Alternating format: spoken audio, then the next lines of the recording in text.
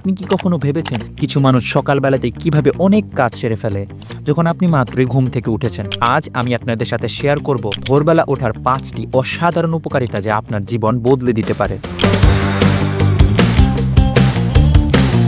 দেখুন, ভোরে ওঠা শুধু সূর্যোদয় দেখার জন্য নয়, এটা হলো আপনার দিনের ওপর নিয়ন্ত্রণ নেওয়ার একটি উপায়। সকালে তাড়াহুড়ো কম থাকে, মন শান্ত থাকে এবং কাজগুলো আরো সহজে করা যায়। যদি আপনি দেরি করে ঘুম থেকে ওঠেন তাহলে দিনের শুরুটাই চাপ, স্ট্রেস আর বিশৃঙ্খলায় কাটবে। এভাবে চলতে থাকলে জীবনের অনেক মূল্যবান সুযোগ হাতছাড়া হবে। এখন অনেকেই ভাবেন শুধু অ্যালার্ম দিয়ে সকালে উঠলেই কাজ হয়ে যাবে, কিন্তু আসলে কি তা হয়? প্রথম 2-1 দিন হয়তো ওঠা যায়, এরপর আবারও ঘুম থেকে উঠতে কষ্ট হয়। অ্যালার্ম বন্ধ করে শুয়ে পড়া হয়, কারণ আপনি শুধু সময়ের ব্যাপারটা বদলাচ্ছেন কিন্তু সঠিক সিস্টেম বা অভ্যাস তৈরি করছেন না। আমার পদ্ধতিটি হলো হুট করে ভোরে ওঠার চেষ্টা না করে ধীরে ধীরে একটা রুটিন তৈরি করা এবং ভোরে ওঠার আসল উপকারিতা বোঝা। আসুন আমরা জেনে নিই ভোরবেলা ওঠার 5টি গুরুত্বপূর্ণ উপকারিতা।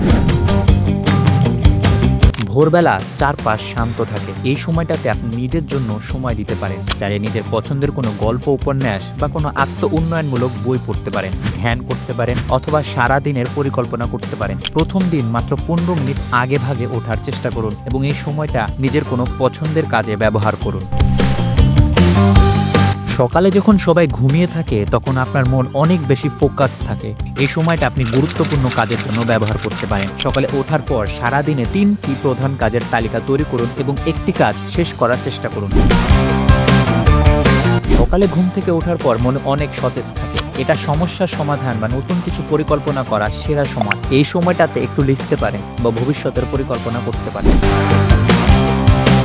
সকালে ওঠা মানেই আপনি শরীর চর্চার জন্য বাড়তি সময় পাবেন। সকালে হালকা স্ট্রেচিং বা 5 মিনিট হাঁটা শুরু করুন। শরীরের গতিবিধি আপনার সারাদিনের শক্তি ও মুড ভালো রাখতে সাহায্য করবে।